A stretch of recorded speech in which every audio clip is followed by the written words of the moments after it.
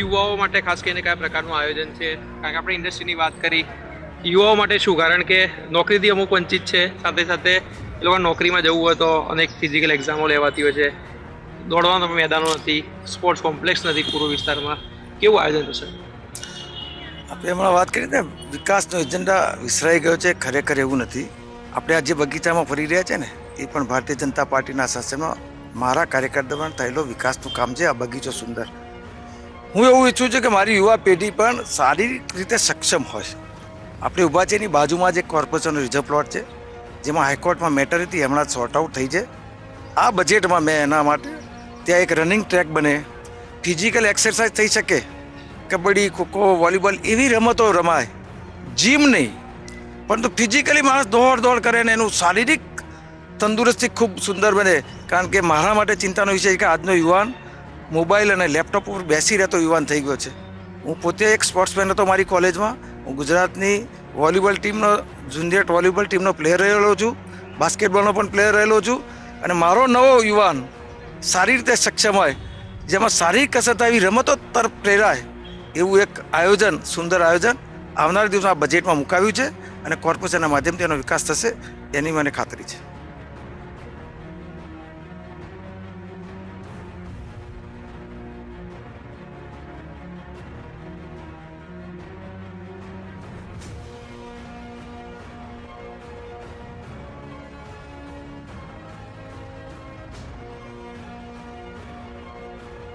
સામેનો ઉમેદવાર જે છે એ પણ પાટીદાર છે, તમે પણ પાટીદાર સમાજમાંથી આવો છો, તો તમને વોટ કેમ આપે?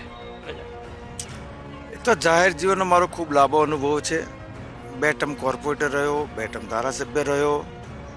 પ્રજાના પ્રશ્નોને વાચા આપવામાં સદાય અગ્રેસર રહ્યો છું. પ્રજાની વચ્ચે રહીને કામ કર્યું છે, એટલે પ્રજાથી ખૂબ સારી રીતે પરિચિત છું. ભારતીય જનતા પાર્ટીના તમામ નાના મોટા કાર્યકર્તાઓથી ખૂબ સારી રીતે પરિચિત છું. અને એટલા માટે જ પ્રજા મારામાં ફરીથી વિશ્વાસ મૂકીને જંગી બહુમતીથી જીતાડશે. સાથે સાથે અમારી ભારતીય જનતા પાર્ટીની વિચારધારા, રાષ્ટ્રવાદની વિચારધારા, નરેન્દ્રભાઈ મોદી સાહેબના પ્રજાલક્ષી કામો, આ બધાનો સરવાળો કરીએ તો અમદાવાદ પૂર્વ લોકસભાની સીટ હું 4 લાખ કરતાં પણ વધુ મતોથી અચૂક જીતીશ એવો મને વિશ્વાસ છે.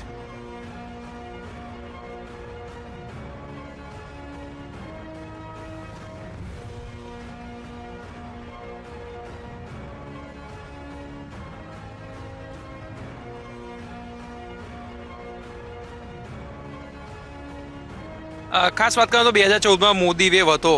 હાલમાં પરિસ્થિતિ અલગ છે અને કોંગ્રેસ એમ કહે છે કે અમે 26માંથી 16 થી 17 સીટો જીતશું, અને બીજી તરફ ભાજપ પણ એમ કહે કે 26માંથી 26 અને વધારે જે લીડ મેળવી હતી 2014માં એનાથી વધારે લીડથી મેળવીશું.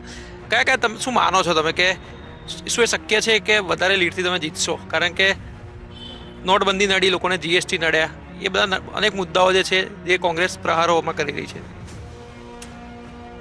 કોંગ્રેસ ભલે ગમે તે કહેતી હોય, પરંતુ 2014માં ગુજરાતના પનોતા પુત્રને વડાપ્રધાન બનાવવાની ગુજરાતની તાલાવેલી હતી. આજે એ ઉત્કંઠા તો પ્રજામાં છે જ, સાથે સાથે છેલ્લા 5 વર્ષમાં રાષ્ટ્ર નિર્માણની જે નવી દિશા, નવી કેડી આદરણીય નરેન્દ્રભાઈ મોદી સાહેબે કંડારી છે, આ બંનેનો સરવાળો કરીને આ ગુજરાતની જનતા 26 બેઠકો 2014 કરતાં પણ વધુ લીડથી આપશે એવું હું ચોક્કસ વિશ્વાસ સાથે કહી શકું છું. 2014માં વિકાસ મુખ્ય એજન્ડા હતો. 2019માં વિકાસની તો વાત નથી, અન્ય જે મુદ્દાઓ જે છે એના પર વાતો થઈ રહી છે. એટલે વિકાસના મુદ્દાથી ભાજપ હટી છે. વિકાસ એટલે ભાજપ અને ભાજપ એટલે વિકાસ, આમાં ક્યાંય હટવાનો વિષય જ આવતો નથી. રાષ્ટ્રવાદ, સાંસ્કૃતિક રાષ્ટ્રવાદ અમારી પંચનિષ્ઠાનો એક ભાગ છે. કોંગ્રેસનો અપ્રચાર છે કે અમે વિકાસથી હટ્યા છીએ, આ ખોટી વાત એટલા માટે છે કે વિકાસ તો અમારા ગુજરાતમાં પણ એવું કહેવાય કે વિકાસની સાચી દિશા, વિકાસની રાજનીતિ કોઈ જો શરૂઆત કરી હોય તો નરેન્દ્રભાઈ મોદી સાહેબે કરી છે. એટલે વિકાસના એજન્ડાથી હટવાનો કોઈ સવાલ જ પેદા થતો નથી. ગીતાબેન પટેલને કઈ રીતે ઉમેદવાર તરીકે જુઓ છો તમે? મારો હંમેશા સ્વભાવ રહ્યો છે, હું આ 5મી ચૂંટણી લડવા જઈ રહ્યો છું. હું પ્રજા વચ્ચે મારા પક્ષની, મારા નેતૃત્વની અને મારી વાત મૂકતો હોઉં છું. સામે કોણ લડે છે એમાં ન રસ લેતા હું મારી વાત પ્રજાની વચ્ચે મૂકું છું કે હું આ રીતે કામ કરવા માગું છું. મારી આ પ્રકૃતિ છે અને અમદાવાદની જનતા મને જોયો છે છેલ્લા 15 વર્ષથી એક ઉમેદવાર, જનપ્રતિનિધિ તરીકે. મારી પ્રામાણિક છબીથી લોકો પરિચિત છે, મારી કાર્યનિષ્ઠાથી પરિચિત છે. અને એટલા માટે મારે કોણ ઉમેદવાર છે જોવા નથી. મારો અને મારા પક્ષનો મત મૂકીને મારું રાષ્ટ્રીય નેતૃત્વ, પ્રદેશ નેતૃત્વ, એની કાર્યપદ્ધતિ, અમારી વિચારધારા એ લઈને પ્રજા વચ્ચે જઈશ અને પ્રજાનું સમર્થન મેળવીશ.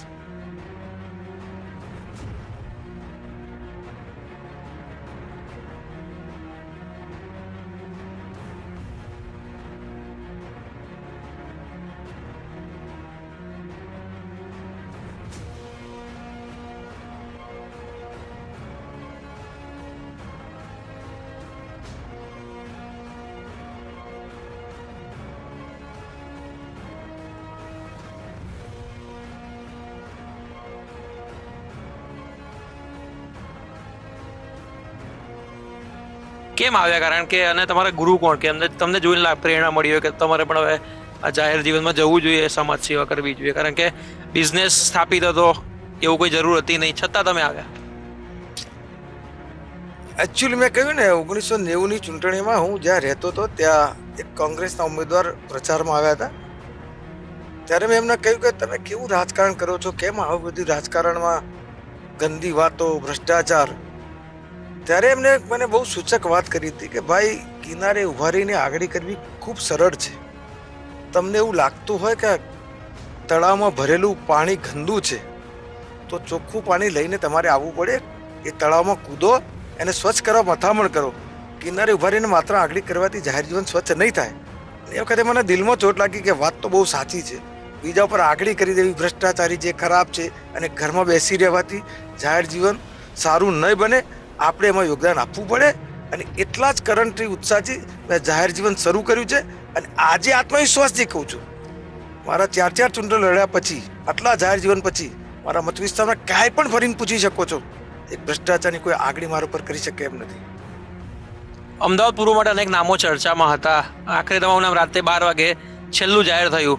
કદાચ કેવી લાગણી ત્યારે થઈ અને આશા અપેક્ષા હતી? કારણ કે અનેક નામો ચર્ચામાં હતા. એકચ્યુઅલી મારા માટે પણ ખૂબ જ શોકિંગ ન્યૂઝ અને ખૂબ આનંદ. ઘડીભર તો હું સમજી ન શક્યો કે હું હસી જાઉં કે રડી જાઉં. આવડી મોટી જવાબદારી માટે પાર્ટી મને યોગ્ય ગણ્યો. એ મારી કલ્પના બહારનું હતું. શીર્ષસ્થ નેતૃત્વ જોડે કામ કરવાનો મને અવસર મળ્યો હતો. ત્યારે એમણે ક્યાંક મારામાં પ્રતિભા જોઈએ છે કે મારી યોગ્યતા જોઈએ છે, એની કદર આ નેતાઓએ કરી છે. ત્યારે હું ખરેખર સાચા હૃદયથી આ નેતાઓને કદરદાની ઉપર ગૌરવ અનુભવું છું. અને આ ભારતીય જનતા પાર્ટી જે એક સામાન્ય કાર્યકર્તા માટે આટલું ઊંચું વિચારી શકે.